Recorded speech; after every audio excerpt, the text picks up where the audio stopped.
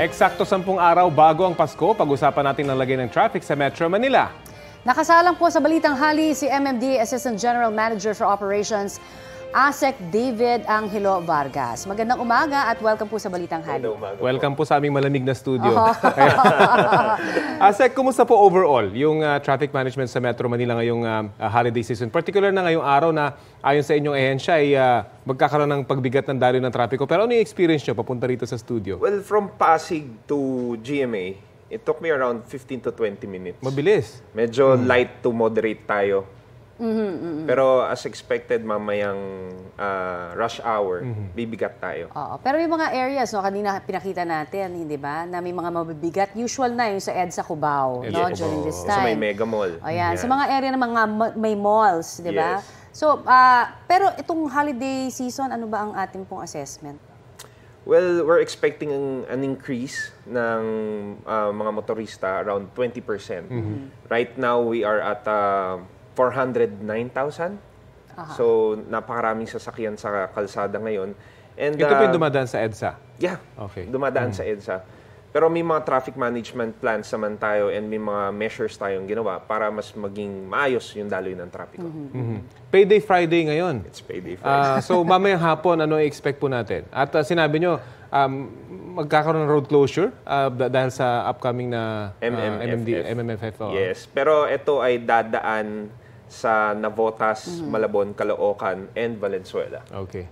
So, itong buong EDSA halos hindi naman magagalaw. Pero yung mga pupunta ng mga Christmas party, mga naghahabol, magsha-shopping, at may mga pera na eh. May panggastos na ngayong hapon Christmas eh. rush. So, expect po natin na magiging traffic at madaming motorista talaga sa lansangan. Pero nagkaroon naman ng mga adjustments ang ating mga malls. So, I think ang SM hanggang 12 o'clock na po sila. Okay. So, para mas ma-accommodate yung mga mamimili.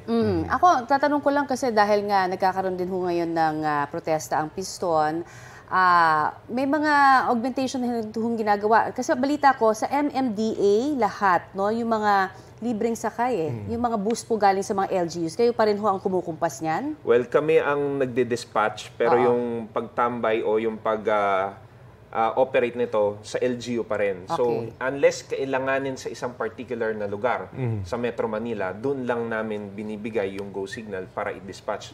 As of yesterday, around 50 buses lang po ang na-dispatch natin. That's all over Metro Manila.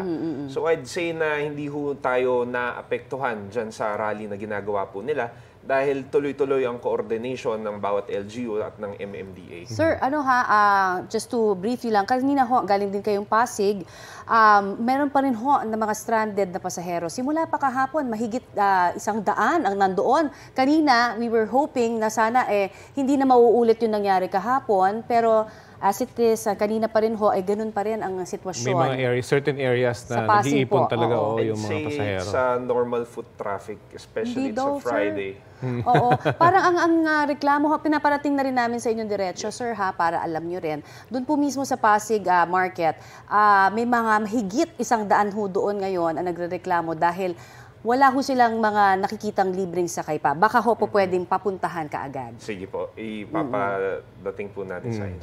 Ang tanong naman ng ibang motorista, yung lifting ng number coding this season, meron po ba? At sa ngayon, wala pa po. So, yung sinasabi natin na whole day na coding scheme po natin, hindi pa po natin ini-implement. Okay. What about ito pong sinasabing MMDA Strike Force? Ano ho ba ito? Pa-explain lamang sa amin para malaman namin, kami ho ba ay kukunan ng lisensya nito? Pwede ba sila? Ang MMDA Strike Force po ay basically new.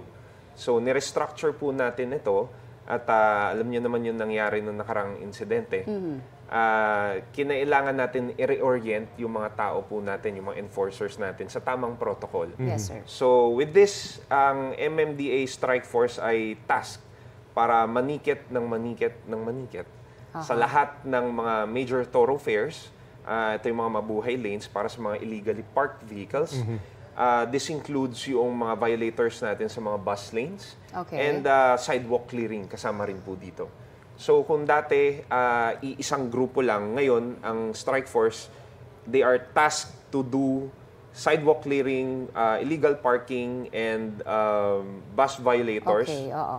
ng sabay-sabay, araw-araw. Okay. So dumami yung inyong trabaho. Extended ho, from morning hanggang afternoon, dire-diretso po ang operation. Pero natakot ako dun sa sinabi niyong manikit ng manikit na manikit. Pasko ho po ngayon. Paano ho maiiwasan yung duda na hindi po magkakaroon ng any corruption pagdating po dyan? Meron po tayong single ticketing system kung saan hindi kailangan magbayad yung tao sa enforcer. Hindi talaga ginagawa yun. Okay? Yung pakiusap. Parang Pakiusap po. pakiusap, di ba? May mga nilalagay-lagay daw para wag nang hulihin o tikitan. Hindi po pwede yun. O yun, hindi talaga. Pero wala Working naman po yung inyong mga body Oo, cam. Kami mga body cams, ayan. Kaya that won't work dito sa bagong mga body cams po natin. Dahil yung mga naninikit po mismo, sila ang may suot ng mga body cams. At monitored yon And sa... monitored live sa command center natin, hindi pwedeng patayin, hindi Ayan. pwedeng takpan. Ang pwede lang makapagpatay noon is yung sa command center. I see, alright. Okay. Kumusta na rin po yung pagbabantay nyo sa EDSA bus lane? Dahil ngayon, pag nata-traffic, talagang may mga Ay, hindi totoo. mapigilan eh. Mga private cars na dumadaan pa rin sa bus lane. Well, Kumusta po? mostly mga motorsiklo Okay. ang sumusubok, lumusot. Pero significantly talagang bumabaho yung mga violators natin. If I'm not mistaken, last November, parang nasa 1,800 violations I see, naman. okay. Malaki pa rin eh. Oo. As of now, parang nasa 400 to 500 violators. per Marami pa rin, Okay. considering, pero 5,000 each yun, hindi ba? 5,000 each yun. 5,000 each yun. Masakit po yun. Masakit yun, kaya wag na kayong pumunta dyan. So enforcement talaga. Yes, Yun enforcement ang po solusyon. talaga. Oo. And consistent enforcement and yung fines talaga ang nakatulong Deterrent. ng malaki. Yung pong sinasabi na pagka dumaan, kasi marami pa rin ho, sinasabi nga na parang kung lulusot, di ba? Kung walang nagbabantay, talagang lulusot. Ano ho ba ang Susubok, parating sinasabi sa inyo? Hindi ba nila talaga alam na bawal? O nagmamadali? O may pera ng 5,000 na pang bayad po, kaya okay na rin dumaan? Ano ho ba ang karaniwan? Usual na alibay po Opo, nila. ano po? Nagmamadali and hindi ho nila kasi maitatanggi dahil may mga spotter ho kaming mga nakatago na naka-video. Para once kinontest nila yung violation I nila, see, alright. may evidence na talagang nag-violate po sila. Ayun. Usual na talaga nila, dahilan is, well, nagmamadali sila. At matigas ang And ulo. Kung makakalusot, makakalusot.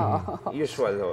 So rason na lang yung iba. Ay, hindi ko alam. Mga rason na lang yun. Imposible ho yun. Oo, Dahil kapag diba? malaking presyo ang Sa- pinag-uusapan, at siguradong alam po nila yun. Hindi naman tayo nagkulang sa paalala dito. Yes po. Kaya, Before po Kin- natin i-implement yan, matagal po natin pinablish yan. At kino-cover namin lagi yan, so alam na dapat ng marami yan. Tanungin ko lang po kayo tungkol sa MMF Parade of Stars naman. Kumusta yung paghahanda po ninyo at ano yung mga kalsada maapektuhan? Well, very excited na tayo. Naka-ready na po ang ating mga tao. Ang iba't ibang LGUs, ang 4 na LGUs po natin, including Navotas, Malabon, Caloocan, and Valenzuela, ay handa na. Ang kalsadang mga dadaanan, itong sa may Naval Street, sa may Navotas, all the way hanggang Monumento, hanggang MacArthur Highway, papuntang Valenzuela People's Park. Alright. Okay. So, makikita yan sa inyo pong website din. Makikita po yan, Ayan, pati yung mga alright. traffic schemes po na gagawin namin para makaiwas po kayo dun sa mangyayaring traffic bukas. Dahil I'm Anticipated very na. sure ho, sa dami ng artista at sa lalaki ng mga artista, thousands po ang bubuhos dyan. As Yun. always. Sa mga ayaw ma-traffic, iwasan muna yung lugar na yon. Tama po. Thank you, sir. Salamat po. Yan po naman si MMDA Assistant General Manager David Angelo Vargas. Thank you, sir. Ay, salamat po.